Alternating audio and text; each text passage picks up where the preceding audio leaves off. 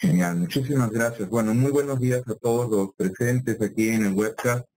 Gracias a Software Shop por la organización. Básicamente la idea de esta presentación es tocar un poco algunos puntos y adelantar algunas de las ideas que van a formar parte de la conferencia que tendremos en septiembre en Cartagena. Y lo que he hecho es elegir 5 puntos de contenido cuantitativo para poder comentarlo con ustedes el día de hoy.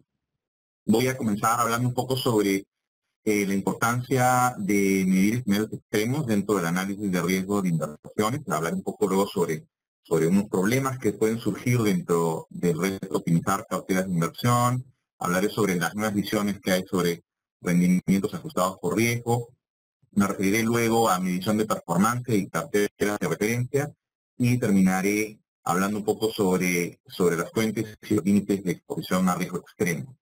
Que creo que todos son elementos de interés, sobre todo para los gestores de portafolios de inversión en Latinoamérica, un mercado que en general, como todos ustedes saben, tiene algunos problemas crónicos, como por ejemplo la liquidez de los instrumentos, la exposición a eventos extremos, un corte de regulación también importante que nos impone restricciones legales, por ejemplo, a las estrategias de inversión que se pueden implementar, etcétera. Entonces, creo que cada uno de estos puntos de alguna manera va a poder tener aplicación en nuestros distintos países. Comenzaré entonces enmarcando de lo que voy a hablar. Podríamos referirnos a distintos tipos de riesgo, como pueden ver ustedes aquí, y probablemente detrás de cada uno de estos tipos de riesgo hay todo un modelo y todo un análisis cuantitativo que podríamos ir armando. Yo hoy día me voy a focalizar únicamente en el último, en el riesgo de mercado, es decir, el riesgo de fluctuación de valores patrimoniales. Entonces, dentro de eso te voy a comentar. Y al igual que con que sucede con nosotros, tipos de riesgo, evidentemente para poder hacer una buena gestión de inversiones, necesitamos alguna clase de brújula, alguna clase de métrica para poder darnos indicaciones de cómo va el nivel de riesgo de mercado de nuestras carteras. Y dentro de esto, la métrica base, que es la métrica más aceptada, digamos, la que está alineada con el acuerdo de Basilea para riesgo de mercado, es el VaR. Entonces, el VaR es probablemente la medida más conocida de riesgo de mercado. Uno puede calcularlo de distintas maneras, con distintos métodos, pero al final tenemos un número. Entonces, para una cartera de inversión, perfectamente podríamos medir que el VaR al 5% de significancia, a un día de horizonte, por ejemplo, es 7 millones de dólares. ¿Qué es lo que esto significa? Significa que tenemos un 95% de certeza de que a un día vamos a perder menos de 7 millones de dólares. Es decir, hay un 5% de probabilidad de perder más de 7 millones en nuestras inversiones en un día. Y esto, básicamente, lo que está representando es algo como esto, es una distribución de probabilidad de lo que podría ser la fluctuación de la cartera de inversiones dentro del próximo día. Y como pueden ver ustedes, ahí hay dos zonas. La zona de la izquierda, que es la cola, digamos, de probabilidad, donde está el 5% de significancia que hemos elegido. Y tenemos ahí, en este punto de recorte, el VaR resultante, que es de 7 millones. Entonces, este es el punto de partida. El VaR es una buena medida en el sentido de que es estandarizado, que hay una definición muy uniforme, es una buena medida en el sentido de que nos habla de magnitudes fáciles de interpretar. En ese sentido es más fácil decir que voy a perder como máximo 7 millones de dólares a decir que mi desviación estándar es de 0.29, digamos, es más difícil de interpretar eso. Y digamos que ahí tenemos algunos puntos positivos dentro del VaR. Pero yo diría, más que otra cosa, me quiero referir a los puntos problemáticos, ¿ok? Y el primer punto problemático que surge de este gráfico que pueden ver ustedes ahí, es que el VaR, en realidad, cuando se calcula, solamente toma en cuenta el tamaño de la cola de pérdidas extremas. Es decir, esta área que tenemos aquí a la izquierda, de 5%, es lo único que interesa para que el VaR pueda tener medida. No tiene importancia la forma de la cola de pérdidas extremas. Y en la práctica, eso es clave. Entonces, medición de escenarios extremos como parte de una mejora al VAR o como parte de una crítica del VAR, es un poco lo que quiero comentarles.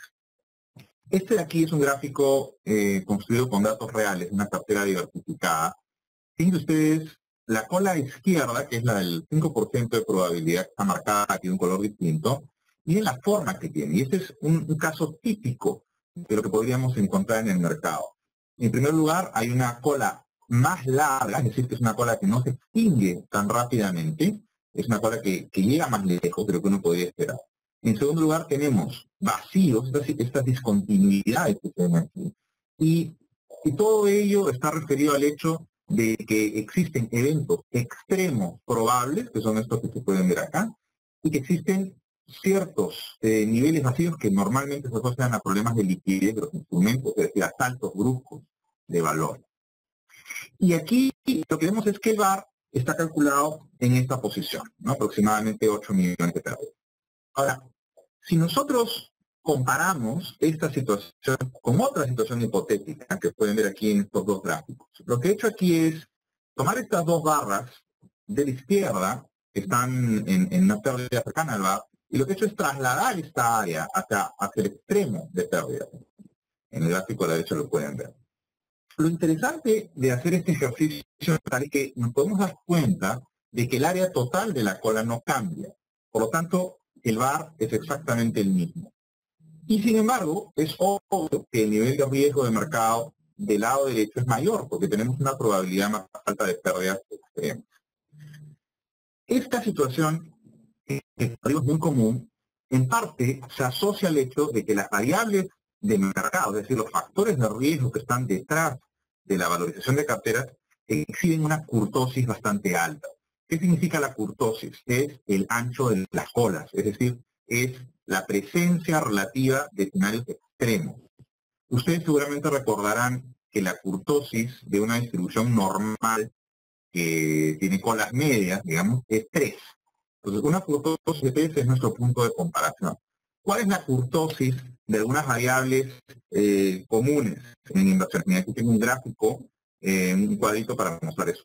La kurtosis más baja de este grupo de variables, que es el tipo de cambio de dólares, que es información de los últimos 2 años, es 4.22, luego tenemos Dow Jones 4.57, índice del cobre 5, los bonos del tesoro 6, el petróleo 8, la plata casi 9, el oro 14, las tasas de interés en Perú entre 45 y 64. Entonces, un poco la idea de fondo es, fíjense cómo en el mercado es común tener variables con una kurtosis más alta que la kurtosis de la distribución normal. Es decir, lo normal es que las variables no tengan una kurtosis normal, sino que tienen colas mucho más anchas. Y eso hace que en nuestros gráficos de fluctuación los escenarios extremos tengan una probabilidad más alta que lo que un modelo paramétrico típico diría. Entonces, el VAR no es una medida que está en ese sentido completa o que sea muy fuerte. ¿Cuál es la alternativa? El indicador que atiende este problema es el Conditional VAR, el CVAR. La definición del CVAR es el valor esperado de las pérdidas que exceden al VAR. Es decir, acá pueden ver ustedes esta distribución en la cola extrema de la izquierda. Lo que he hecho es tomar el valor esperado de estas barritas y me está quedando este nivel de aquí. Este es el CVAR. A diferencia del VAR, el CVAR sí toma en cuenta la forma de la cola. Ustedes podrían imaginarse que parte de esta área que está aquí se va y, por ejemplo, aparece aquí a la izquierda como un evento extremo. Lo que va a pasar con el valor esperado de la cola es que se va a desplazar para la izquierda, atraído por este extremo de aquí. Entonces, el CVAR sí va a ser sensible a los efectos de los escenarios extremos, a los efectos de la continuidad. Pero algo interesante es que el CVAR no solamente va a ser más robusto que el VAR por ese motivo, sino que tenemos otras razones para poder considerar el CVAR una mejor herramienta para toma de decisiones. Fíjense, el VAR como medida tiene al menos 2 problemas que son sumamente severos y que impactan directamente su uso para toma de decisiones. El primer problema que tiene el VAR es que es un indicador que no es subaditivo. ¿Okay? ¿Qué significa esto? Decir que un indicador es subaditivo significa que exhibe las propiedades lógicas de la diversificación de inversión. Es decir, que si yo tengo, por ejemplo, aquí, dos inversiones, uno o dos, que tienen estos niveles de riesgo que pueden ver acá, y yo considero carteras intermedias, es decir, considero que invierto 0% en el activo 1 aquí, en el otro extremo 100% en el activo 1, carteras intermedias. Si el indicador de riesgo es subaditivo, entonces las carteras intermedias, como diversifican algo del riesgo, nunca pueden tener un riesgo mayor que esta línea que conecta los dos puntos. Siempre van a tener un nivel de riesgo que sea por debajo o a lo sumo aquí encima de la línea puntera. No puede ocurrir que combinar dos activos aparezca riesgo del aire. Sin embargo, muy bien, entonces un poco para resumir lo que está comentando es que hay una serie de puntos clave que debemos tener en cuenta para poder optimizar adecuadamente una cartera de inversiones y tenerla como referencia. Voy a hacer un análisis aquí rápido, voy a cargar información de mercado para una serie de activos. Vamos a ver aquí. Ok. Entonces, aquí tengo cargados datos para activos como American Express, Versailles, etcétera. Entonces, es información histórica a partir de la cual yo puedo trabajar estadísticas, que es lo que típicamente uno hace. Entonces, uno calcula rentabilidades en función de un cierto horizonte de liquidación y tiene estadísticas de rentabilidad aquí. Por ejemplo, tenemos rendimientos medios, tenemos, qué sé yo, correlaciones, covariantes. Entonces, lo que les estaba diciendo hace unos minutos es que es importante en la práctica que reajustemos esta información de los valores esperados de las estadísticas para que se ajusten a nuestra visión de mercado. Entonces, a lo mejor, qué sé yo, pienso que este activo de aquí va a tener una rentabilidad esperada de 0.2 dentro de mi horizonte de inversión, este de aquí va a tener un 0.1, etcétera. Entonces, puedo reajustarlas y reajustar los estadísticos de correlación y en la medida en que me acerque más a lo que realmente va a ocurrir, pues la optimización va a ser más eficaz. Ahora, la optimización propiamente dicha, como decía, va a depender de las variables que ustedes definan en los ejes. Aquí, por ejemplo, estoy usando en los ejes la variable rentabilidad esperada de la cartera y en este caso la variable decisión estándar, que es un modelo MBO clásico. ¿Ok? Alternativamente, por ejemplo, podría ser un modelo basado en el CBAR, que como decía es una medida coherente que sí nos permite hacer también este tipo de optimizaciones. Es una métrica distinta, la forma general del resultado va a ser similar, pero las combinaciones específicas de cartera van a variar, porque ahora estamos analizando el riesgo ya con el CBAR, es decir, la parte de pérdida. ¿Okay?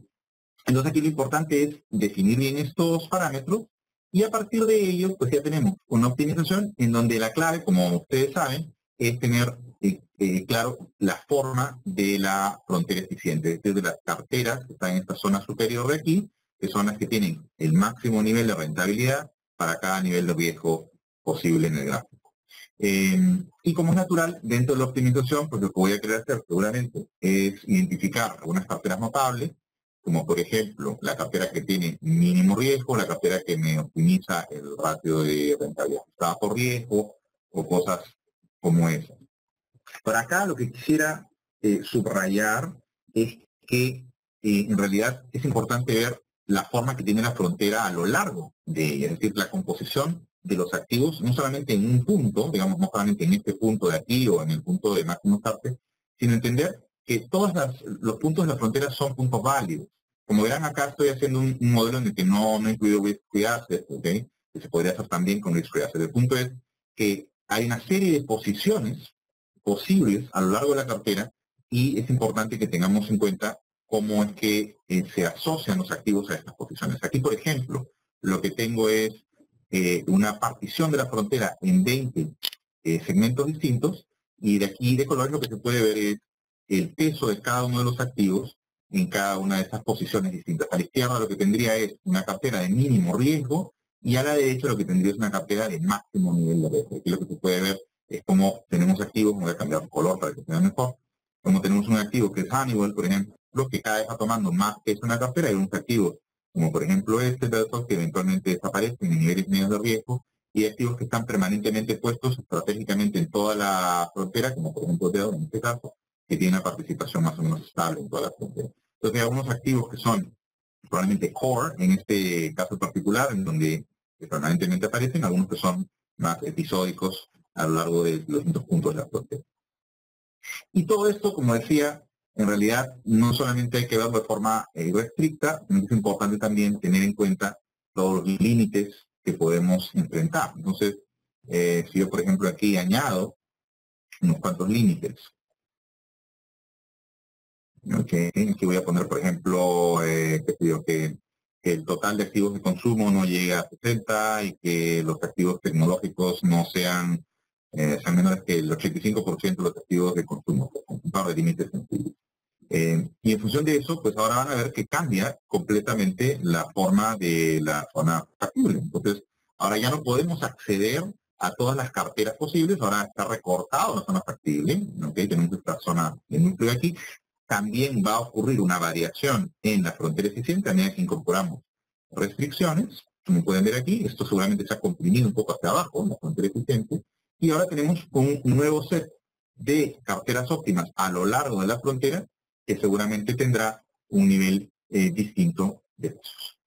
Un siguiente punto que quería comentar en este contexto es la variable rendimientos ajustados por riesgo. Es una variable que todos buscan, algunos le llaman alfa o Sharpe, etcétera. Entonces uno está buscando generar buenos rendimientos ajustados por riesgo. ¿Cuál es la visión tradicional de esto?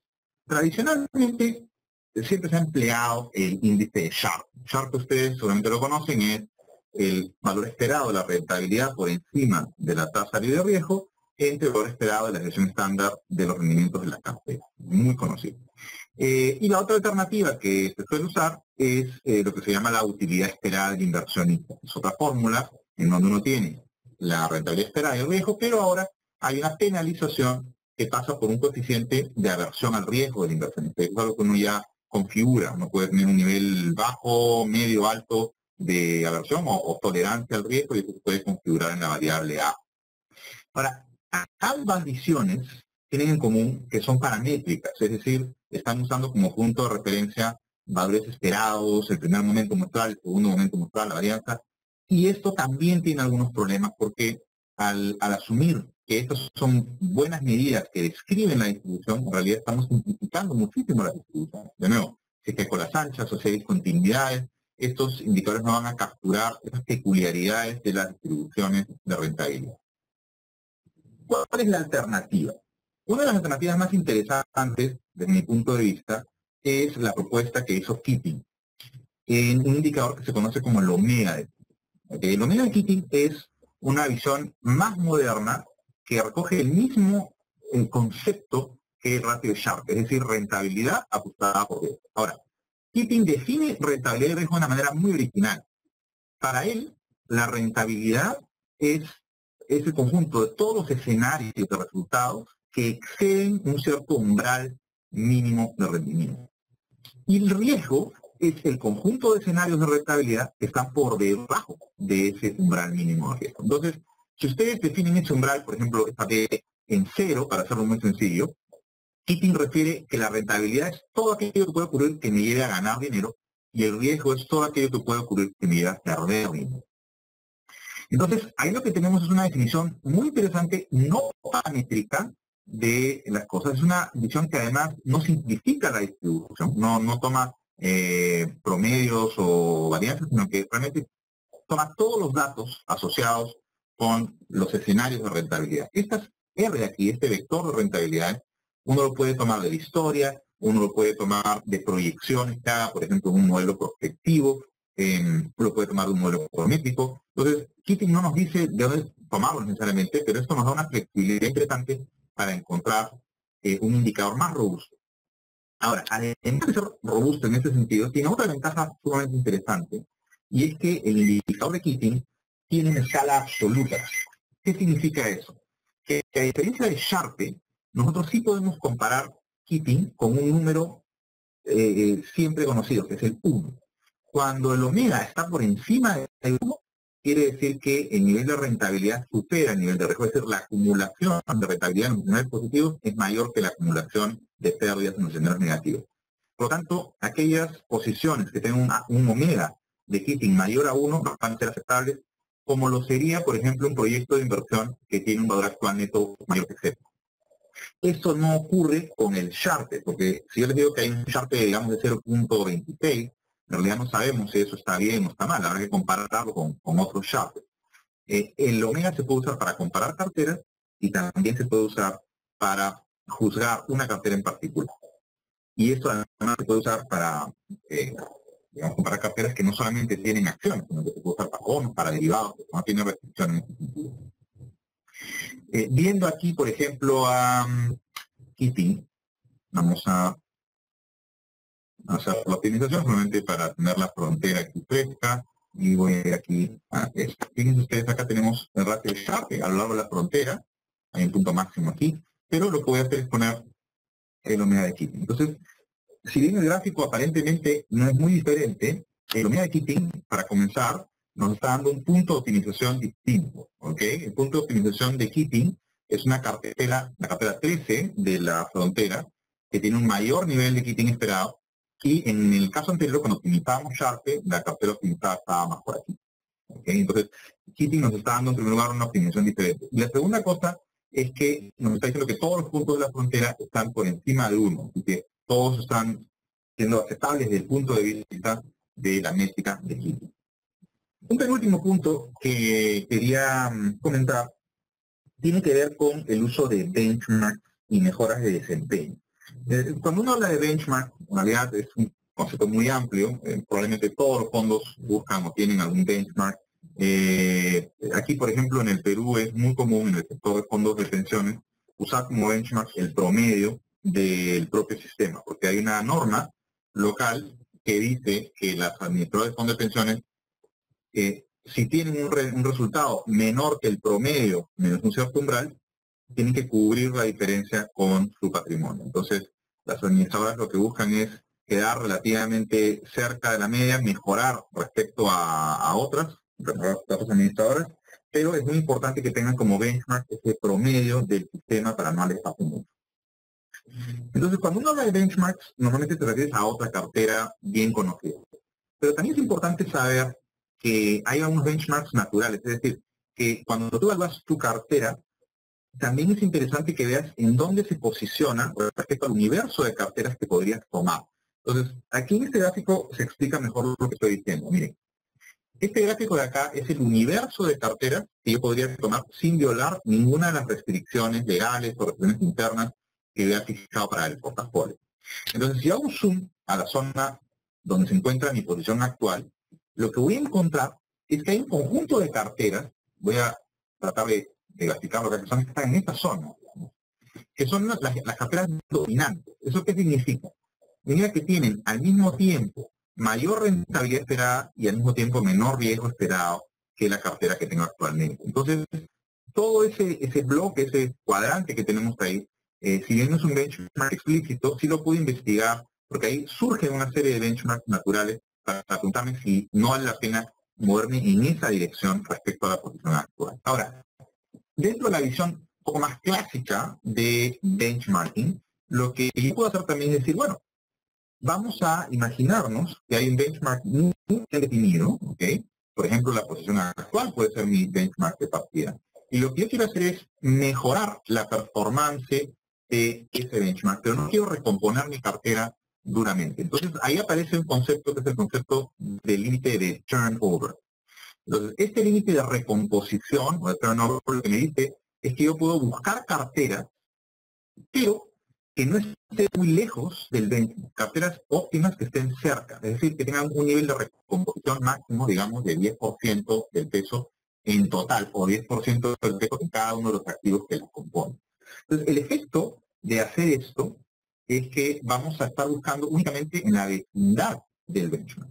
Pero eso nos va a dar lugar a entender, en primer lugar, todas las opciones que tenemos en la vecindad, y en segundo lugar, poder decir, bueno, en esta zona pues hay carteras que efectivamente dominan al punto de partida, y aquí de hecho podríamos encontrar que hay una mini frontera eficiente, ¿okay? Cerca de la posición actual, dentro de las cuales podemos movernos sin recomponer mucho la cartera para optimizar tanto la rentabilidad como el riesgo esperado, según las métricas que hayamos definido. Ahora, para complementar esto, de hecho podemos preguntarnos si es que al mirar nuestro desempeño respecto a un benchmark, hemos o no generado valor. Es que también lo hemos hecho al tomar decisiones activas, es decir, decisiones de recomposición de nuestra cartera respecto a el benchmark que usamos. Entonces, aquí aparece un concepto interesante que es lo que se conoce como los modelos de performance attribution o atribución de desempeño. Y probablemente el más conocido de estos modelos es el de Brinson. El modelo de Brinson lo que nos permite es asignar valores a lo que se llama el aporte o el componente de asset allocation y el efecto del componente del security selection. Es decir, cuánto valor hemos generado debido a que tomamos decisiones activas de asignación de categorías de activos y cuánto valor hemos generado debido a que hemos hecho un asset picking, es decir, una selección de activos puntuales distinta a la del benchmark. Y a partir de este modelo, que es una matemática bien definida y no es muy complicada, podemos encontrar algunos resultados interesantes. Por ejemplo, fíjense acá este ejercicio. Acá tengo la posición actual, que es mi punto de partida, y tengo un cierto benchmark definido. Y lo que veo en este cuadrito, que es el resultado del modelo de Brinson, es cuánto valor he generado yo respecto al benchmark. Esta es la rentabilidad acumulada en el intervalo de medición de mi cartera respecto al benchmark. He tenido 7% de rentabilidad en exceso. Está muy bien. Ahora, ¿de dónde he generado esa rentabilidad? Entonces, si yo corto la cartera por industria, es una de las tantas formas en que se podría cortar, ¿no es cierto? Lo que me interesa ver es esto. ¿Cuánto valor he generado en el asset allocation y cuánto valor he generado en el security selection? Entonces, el modelo de Brinson lo que tiene como virtud es que me permite establecer que sí, pues he generado 6.6% de valor debido a que hice una buena elección de categorías de activos y he generado 81 puntos básicos en asset picking. Entonces, acá claramente queda demostrado que no he tenido mucho valor positivo en el asset picking, pero sí en el proceso de selección de categorías. Así mismo lo podría ver de repente a nivel de región, por ejemplo, y aquí tienen ustedes que a nivel de región pues he tenido valor positivo en ambos niveles de decisión, y en particular, por ejemplo, en asset allocation lo he hecho muy bien al elegir los activos en Europa, y en el caso de security lo he hecho muy bien al hacer el asset picking en América. Entonces, este tipo de herramientas también nos puede servir para poder juzgar a nuestro equipo de inversiones, para juzgar a nosotros mismos, sobre todo en aquellos casos en donde la decisión de asset allocation y security selection se toma de forma separada. Para terminar la presentación y dar paso a algunas preguntas, seguramente quisiera comentar el caso de los límites. Cuando hablamos de límites, lo normal es que venga a la mente el límite de posición de inversión. Es decir, yo no puedo tener más de, qué sé yo, 15% de inversión en un activo individual, o no puedo tener más de 10% en derivados. Es lo que típicamente viene a la mente. Pero el problema con establecer límites de ese modo es que realmente dentro de los activos individuales o dentro de sus grupos hay muchas diferencias en cuanto a la fluctuación de valor que pueden tener. Hay mucha diferencia en cuanto al riesgo relativo. No es lo mismo tener 10% de la cartera en bonos del tesoro que 10% en índices bursátiles o en acciones individuales. Entonces, ¿cómo podemos combinar todo esto en el contexto de lo que venimos hablando de riesgo de mercado? Hay un modelo muy interesante, que es el modelo del Contribution Bar. ¿Okay? Así como el Conditional Bar mide el valor esperado de la cola, es decir, agrega todos los escenarios de la cola y los promedia, eso es lo que hace el Conditional Bar. El Contribution Bar hace algo similar, pero a nivel de los activos individuales. ¿Y cuál es el objetivo de este modelo? Es decirnos qué porcentaje de las pérdidas extremas se asocian a cada activo de la cartera. Es decir, no solamente las pérdidas bajas, sino cuánto es lo que aportaría cada activo en esos escenarios que exceden algo. ¿Ok? Y la virtud de este indicador es que, además de ser muy fácil de calcular, nos permite ver en un pie cuánto es el riesgo asociado a cada activo. Entonces, la construcción del indicador básicamente pasa por la generación de los escenarios típicos del cálculo VAR. Es un VAR que podría ser un VAR histórico, podría ser un VAR Monte Carlo. Tenemos escenarios de ganancia y pérdida para cada activo en cada escenario. Y lo que hacemos acá es sumamos todas las variaciones de valor del patrimonio en los escenarios que exceden al VAR. Es el denominador. Y para encontrar el contribution bar de cada activo, lo que hacemos es sumar las variaciones de valor de ese activo en los escenarios en los que el portafolio excede el VaR. Entonces, lo que tenemos acá es una fracción, que si sumamos todas las fracciones de los activos va a dar siempre igual a la unidad, y esto nos permite hacer una descomposición del riesgo total. Como decía, lo interesante es que esto combina tanto el valor de la posición como el riesgo inherente a cada activo individual. Al final, el resultado va a ser algo más o menos como este. Ya tenemos a la izquierda el pie típico de pesos. Acá he tomado para mayor claridad una cartera con pesos iguales. Es una cartera que tiene 14% en cada título.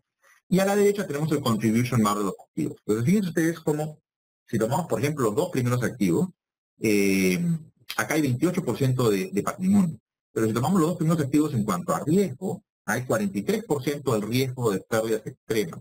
¿Okay? Entonces, estos dos activos están aportando mucho riesgo a las pérdidas extremas de la cartera y esto no se ve necesariamente en sus pesos.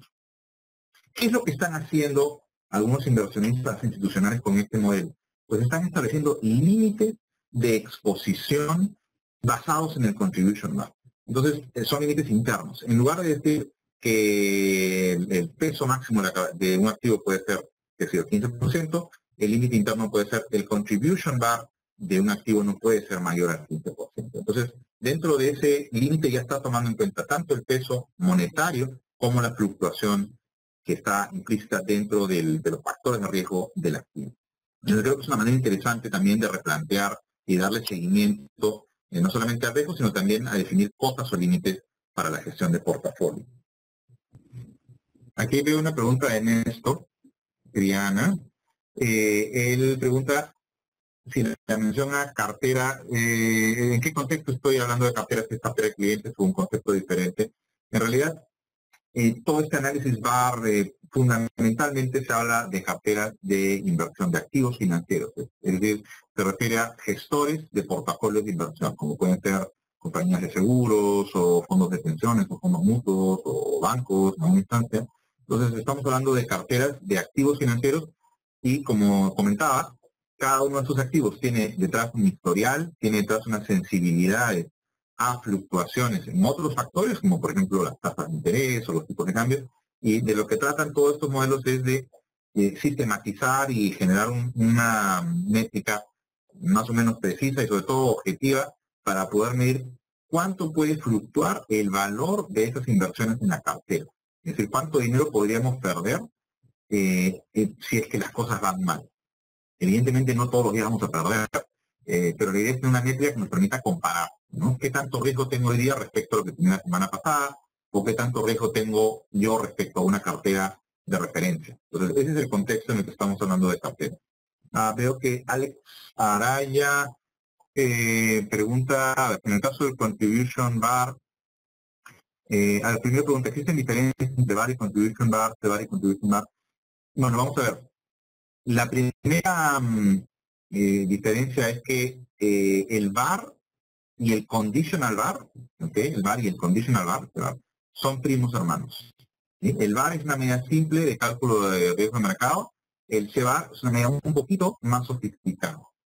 Como decía en la presentación, el VaR tiene algunos problemas de convexidad, algunos problemas de no subaditividad.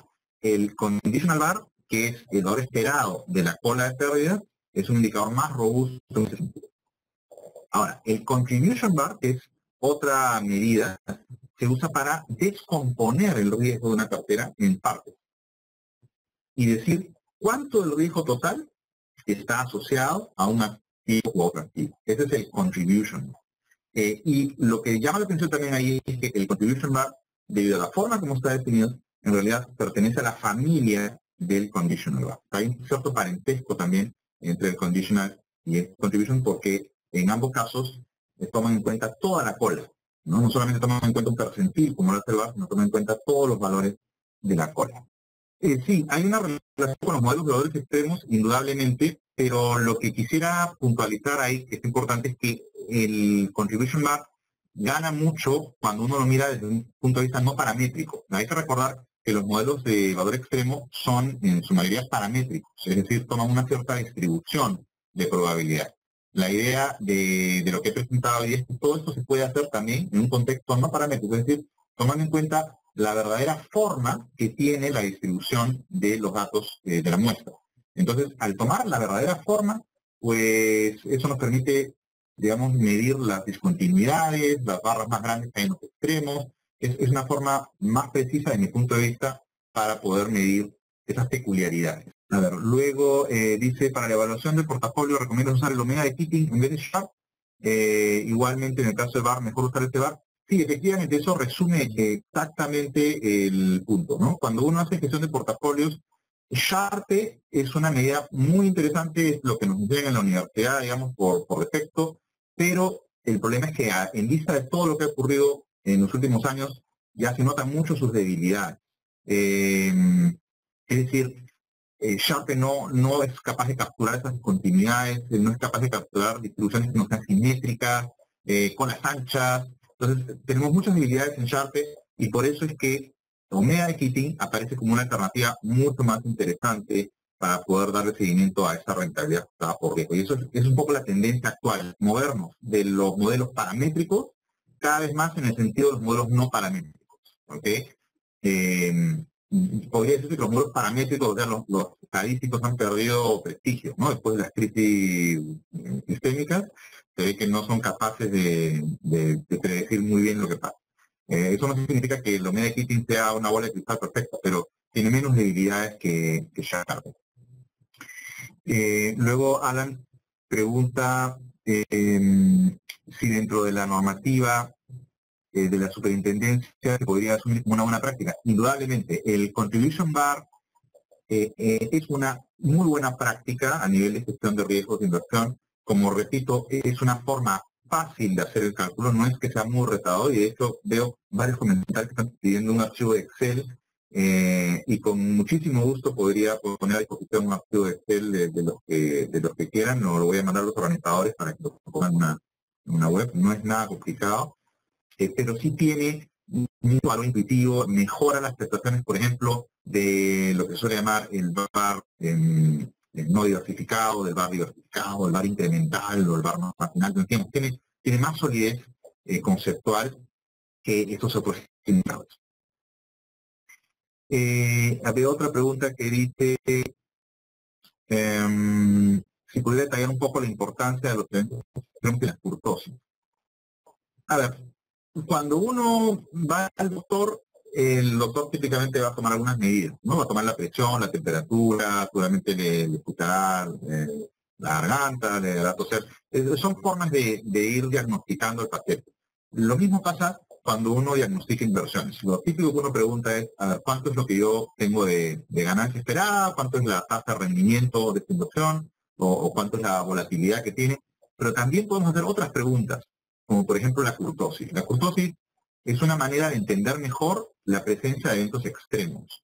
La curtosis es el ancho de las colas, es una estadística que además lo calcula automáticamente Excel, ustedes tienen verlo de esta manera, que calcula automáticamente, es un número que te dice qué tan anchas son las colas y te permite diagnosticar el problema. Cuando las colas están con un ancho cercano a 3, quiere decir que puedes aplicar todos los conceptos estadísticos clásicos, digamos, de libro de texto con cierta seguridad, ¿no? No es una condición suficiente, pero te da un poco de seguridad. Pero cuando tienes un nivel de curtosis muy alto, como el que indiqué en los slides, nivel de 40, nivel de 70, entonces tú sabes que está pasando algo ahí, sabes que son variables que tienen eventos extremos muy probables y no puedes usar las mismas herramientas clásicas, libro de texto, tienes que irte a herramientas más apropiadas para capturar esos eventos, porque no hay que olvidar que esos eventos extremos son los que te hacen perder la camisa y son de los que te quieres cuidar, ¿no? Los eventos digamos, la zona media de la distribución que tienen pérdidas moderadas, esos no son tan importantes. Tienes que preocuparte especialmente de aquellos que te pueden sacar del negocio, que están en las colas. Entonces, por eso le doy tanta importancia a lo que se llama técnicamente los momentos superiores, o sea, la curtosis, por ejemplo, o la simetría, que es otro momento superior, son indicaciones que es como si el doctor te mandara a sacar una radiografía o una resonancia, te da un poco más de información, además de los típicos análisis, para entender mejor lo que está ocurriendo. Veo acá una pregunta de Angie, Karina Reyes, dice, hay activos que no difieren tienen alto riesgo, pero los activos no tienen mucho riesgo del resto. Es decir, hay activos que aparentemente tienen la misma posición en la cartera, pero tienen un nivel de riesgo muy distinto. ¿Qué respaldo deberían mostrar las instituciones financieras para justificar esta situación? Bueno, ahí yo creo que la respuesta tiene dos niveles. Por un lado, si es que se establecen límites explícitos de contribution bar, entonces mientras que te mantengas dentro de esos límites, vas a estar en un entorno seguro. Es decir, tú puedes decir, no quiero que ningún activo en particular tenga más del 7% del contribution bar de toda la cartera. Es un criterio de diversificación, ¿ok? O que ningún grupo económico tenga más del 15% del contribution bar de toda la cartera. Entonces, eso es una manera de cumplir y ahí no tengo que estar justificando. Ahora, si tú me dices, quiero subir mucho en contribution bar y necesito justificarme, evidentemente la justificación va a tener que pasar por un punto de vista muy concreto de por qué hay una rentabilidad esperada o por qué este activo está diversificando riesgo o por qué a lo mejor es un activo que tal vez parte de una cobertura.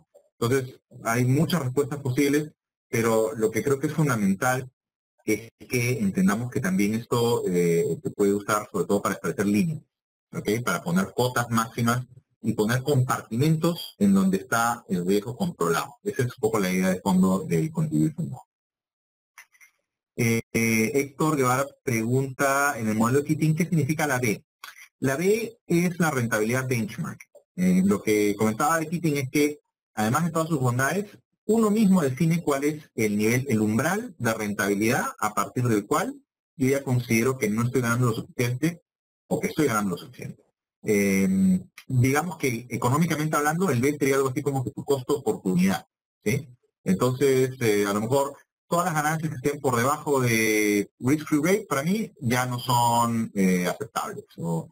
Y pongo un B igual a risk-free rate. A lo mejor el B es cero. Digo, todo lo que son pérdidas es inaceptable, lo que son ganancias son inaceptables.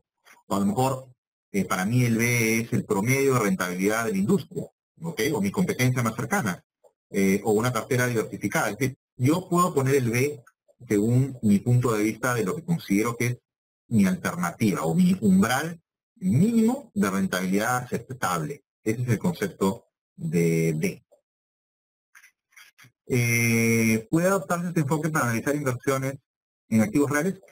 Indudablemente, sí.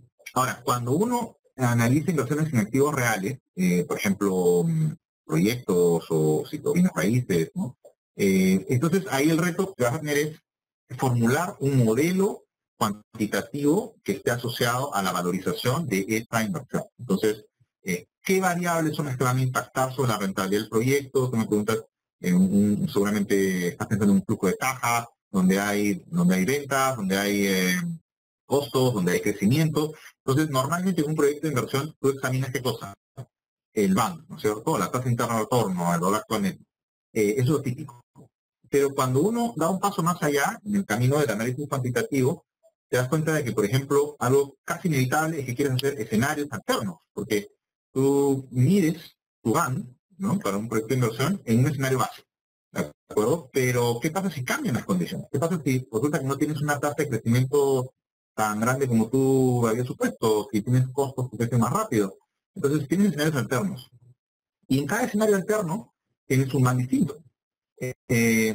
Y lo que uno suele hacer en ese caso es aplicar técnicas de simulación Monte Carlo. Entonces tú vas y dices, bueno, hay en este modelo de inversión, a lo mejor hay 10 variables clave que van a darle incertidumbre. Entonces cada una de estas variables la voy a modelar y voy a generar escenarios plausibles. ¿Qué es lo que podría ocurrir en lugar de mi escenario base? Y para cada escenario plausible voy a calcular un valor actual neto del proyecto. Entonces, lo que tú haces en este caso es generar, a lo mejor, 10.000 escenarios plausibles, tienes 10.000 valores actuales netos, y sobre esos puedes generar una distribución. Entonces, ahí ya vas a poder medir ciertas cosas. Vas a poder medir, por ejemplo, la probabilidad de perder dinero, ¿no? ¿Cuál es la proporción de escenarios con más negativo respecto al total de escenarios que has simulado? O a lo mejor puedes calcular el VAR de tu proyecto de inversión. ¿A cuánto sería una pérdida muy fuerte, no? Y también puedes calcular la omega de Keating. Porque si tienes escenarios alternos, lo que te dice Keating es que tu proceso de esos escenarios calcules rentabilidades, es decir, calcules variaciones patrimoniales para cada uno, y a partir de eso puedes construir tu Omega Equity, que es un criterio alterno al criterio del banco. La ventaja del Omega Equity es que toma en cuenta no un escenario, que es tu escenario base, sino toma en cuenta probablemente miles de escenarios alternos para darte una idea de qué tan balanceadas están las ganancias o las pérdidas. Hay una pregunta que veo por aquí. ¿Qué resulta menos riesgoso para invertir, una cartera o un ETF? Bueno, es una pregunta en realidad que tiene muchas soluciones. Richard lo pregunta. No se puede dar una respuesta a esto. O sea, evidentemente yo puedo encontrar ETFs riesgosos y al mismo tiempo construir carteras que sean menos riesgosos que los ETFs. Un poco para ir en la línea de la pregunta, la idea de los ETFs es darme vehículos de inversión que ya están prediversificados, es decir, que tienen una combinación de activos dentro y que yo puedo tomar como si fueran una unidad. Pero lo cierto es que cuando uno toma en cuenta los ETFs dentro de una cartera, hay que hacer un procedimiento que se conoce como el exploding. ¿Qué es el exploding? Es entender qué hay dentro del ETF. El ETF no verlo como una unidad, sino que dentro del ETF pues hay sectores, hay países, hay niveles de liquidez, todo eso está también dentro del ETF. Si yo quiero hacer un buen corte para ver mi posición de riesgo, tengo que analizar con rayos X los ETFs que están dentro de mi cartera para ver, bueno, cuál es mi posición de riesgo respecto a los distintos países, o los niveles de liquidez, o industrias, o lo que fuera. Entonces, el ETF es un vehículo que facilita en cierta medida tanto el análisis como la diversificación, pero cuando ya va uno a un nivel profesional de inversiones, pues no quieres quedarte ahí, tú quieres ir y entender qué hay dentro de ese ETF para hacer un buen perfilado de riesgo de tu cartera. ¿Qué bibliografía o literatura recomienda para iniciarse en estos temas? Bueno, para iniciarse, no sé si exactamente el tema de inversiones o el de riesgos al que te refieres, pero el libro estándar para análisis de riesgo de mercado es el libro de Philippe Jorion. Es un libro muy conocido que se llama Valor en Riesgo, que se llama. Y ya creo que está por la sexta edición, ¿no? ¿Sí? Value at Risk en inglés. Philippe Jorion.